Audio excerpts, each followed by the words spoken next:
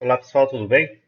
Bom, na aula de hoje, dando continuidade aí aos nossos estudos sobre o petróleo, a gente vai falar um pouco sobre uma das alternativas que a gente tem para a utilização do petróleo hoje, no século XXI, que é o chamado petróleo de xisto ou então gás de xisto, tá certo? Bom, o petróleo de xisto, ele não é algo considerado novo, tá? Há muito tempo a gente conhece esse tipo de óleo que pode ser extraído a partir de uma rocha sedimentar denominada de folhíleo, tá?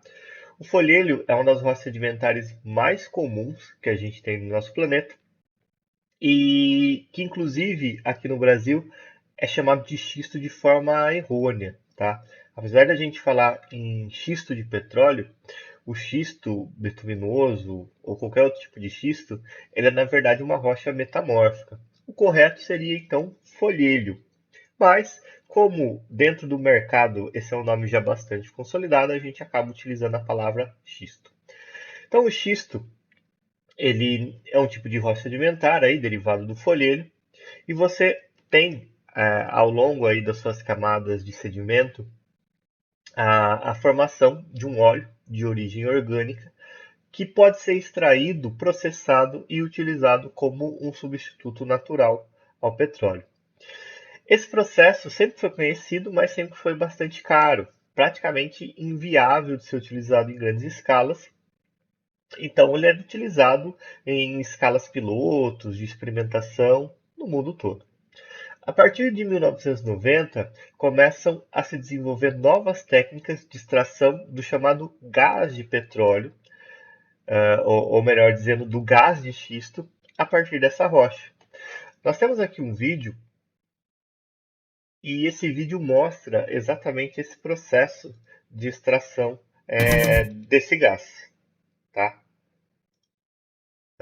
Nesse vídeo, a gente consegue ver que a extração do gás de xisto ela é feita através de um processo denominado fraturamento ou fracking.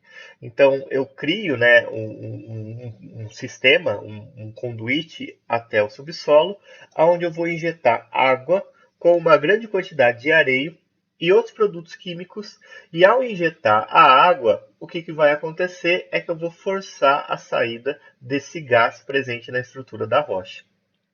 A areia, os produtos químicos que são adicionados junto da água, servem para manter essas aberturas e permitir que o gás continue saindo.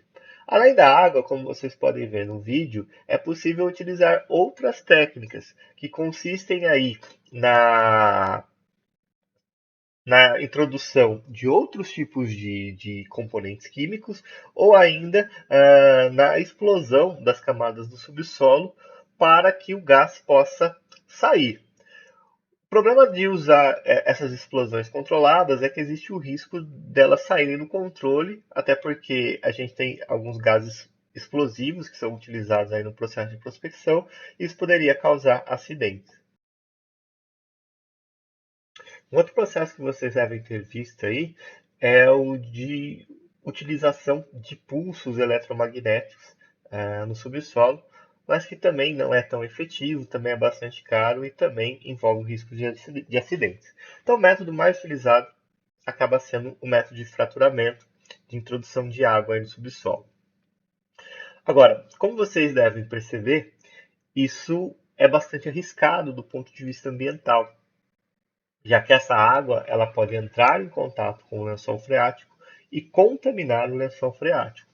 Já existem relatos confirmados de produção de gado, por exemplo, onde o gado foi contaminado por consumir a água do lençol freático que foi contaminada no processo de fracking. Então, isso poderia, teoricamente, comprometer, por exemplo, todo o abastecimento de água de uma grande cidade, o que leva, por exemplo, a cidade de Nova York a proibir a extração do xisto betuminoso através do fracking em todo o seu território, já que a maior parte da água consumida vem de um lençol freático. Tá? Então você poderia colocar toda a sua população em risco. Além disso, países como França, Bélgica também proíbem a extração do fracking por causa aí de todo o risco ambiental inserido nesse processo. Bom, riscos à parte, ainda que esse processo seja mais barato que o anterior, ele ainda assim é um processo bastante caro. Por ser algo relativamente novo e ainda em fase de desenvolvimento, ele é um processo que, para se manter eficiente, para se colocar de fato como um substituto do petróleo, precisa que o preço do petróleo esteja num patamar relativamente elevado. Tá?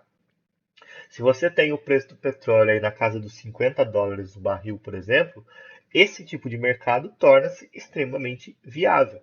E é o que a gente vai ver durante a quarta crise do petróleo, por exemplo. Tá? Com os investimentos feitos na década de 90, esse mercado vai crescer bastante e vai se aproveitar muito da crise do petróleo instaurada aí a partir dos atentados de 11 de setembro. Tanto é que em 2009 a gente vai ver um feito inédito. Os Estados Unidos vai conseguir vislumbrar a possibilidade da autossuficiência em petróleo. O que seria autossuficiência? Autossuficiência é você produzir todo o petróleo que você consome. E 2009 é um marco. Os Estados Unidos chegam a exportar petróleo, coisa que era inimaginável nas últimas décadas. Tá? Apesar dos Estados Unidos ser um grande produtor de petróleo, ele é também um grande consumidor, como nós já vimos.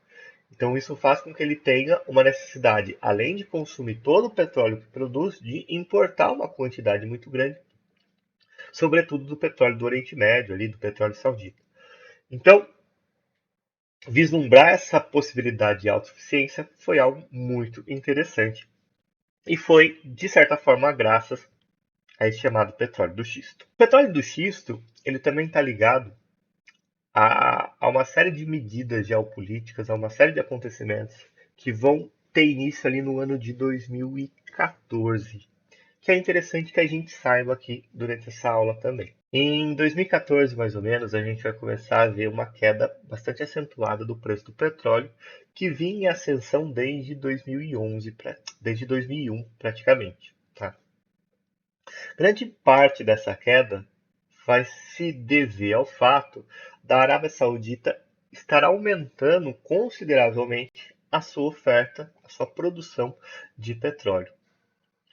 Bom, você deve se perguntar, por que um país do dia para a noite iria aumentar a oferta de petróleo se isso iria derrubar os preços?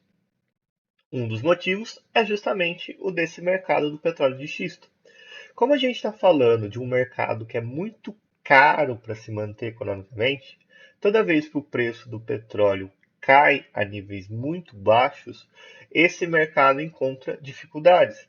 E essas dificuldades, se forem prolongadas, podem levar inclusive à extinção desse mercado. Esse era um dos objetivos da Arábia Saudita ao manter esse preço mais baixo. Veja que, ao vislumbrar a possibilidade de autossuficiência dos Estados Unidos, a Arábia Saudita sabia que podia perder aí um parceiro estratégico e também um grande consumidor de um dos seus principais recursos de exportação. Além disso, a distribuição do xisto betuminoso no planeta é muito mais democrática do que a distribuição do petróleo. Se essa tecnologia se consolidasse, outros países poderiam entrar nesse mercado e ameaçar aí o domínio, né, saudita no mercado do petróleo. Então, como uma forma de eliminar qualquer tipo de concorrência, ainda no seu processo de início de desenvolvimento, a Arábia Saudita vai bancar esse preço mais baixo. O que vai dar muito certo, inclusive, porque o preço mais baixo vai acabar com a indústria do petróleo de xisto dos Estados Unidos nesse primeiro momento. É lógico que mais tarde ela vai conseguir se reerguer, o preço do petróleo vai voltar a subir. A eleição do Trump também é muito benéfica para esse setor. Ele é um apoiador do petróleo de xisto, mas nesse momento a Arábia Saudita consegue atingir esse objetivo. A indústria do petróleo de xisto ela é bem prejudicada em território norte-americano. Agora, o fato da Arábia Saudita estar mantendo os preços baixos se diz muito respeito a esse mercado do petróleo de xisto, mas não só a ele. Existem outros fatores que a gente tem que considerar. Veja que nessa época, com o petróleo tão caro, né, antes de 2014, novos produtores começaram a figurar no mercado internacional, principalmente com a extração do chamado petróleo offshore, que é aquele petróleo que é extraído do oceano. E com o petróleo tão caro, você consegue financiar tecnologias cada vez mais caras também para extrair petróleo de profundidades cada vez maiores. É o que vai fazer, por exemplo, o Brasil. O Brasil, com o preço do petróleo tão alto, vai começar a extrair esse recurso de uma área chamada de pré-sal. Uma área que provavelmente se formou ainda na separação com o continente africano, no processo de separação da Pangeia, e que está a uma profundidade de mais ou menos 8.000 metros. Então, é uma tecnologia que poucas empresas dominam, e a Petrobras é uma delas, mas é uma tecnologia de vanguarda, então é uma tecnologia bastante cara. Só que com o preço do petróleo acima de $50, o investimento nesse tipo de tecnologia ele se justifica. Então a Petrobras ela acabou bancando esse investimento e conseguiu colher os recursos, esses investimentos, né, através da exploração do pré-sal. Outros países também se beneficiaram muito desse preço elevado do petróleo. A Rússia conseguiu extrair petróleo de regiões de difícil acesso, vários países africanos começaram a figurar como vários produtores de petróleo. E veja que a maioria dessas áreas só são viáveis com um preço médio de $50 o barril. Se o preço cai abaixo desse patamar, o que acontece é que essas áreas simplesmente não são mais viáveis. Ao invés de investir nessa área, é muito mais interessante importar o petróleo diretamente. Mais um motivo, então, para a Arábia Saudita deliberadamente derrubar o preço do barril a nível mundial. E, finalmente, o terceiro motivo que leva a essa derrubada dos preços é um dos maiores rivais geopolíticos da região do Oriente Médio, da Arábia Saudita, que é o Irã.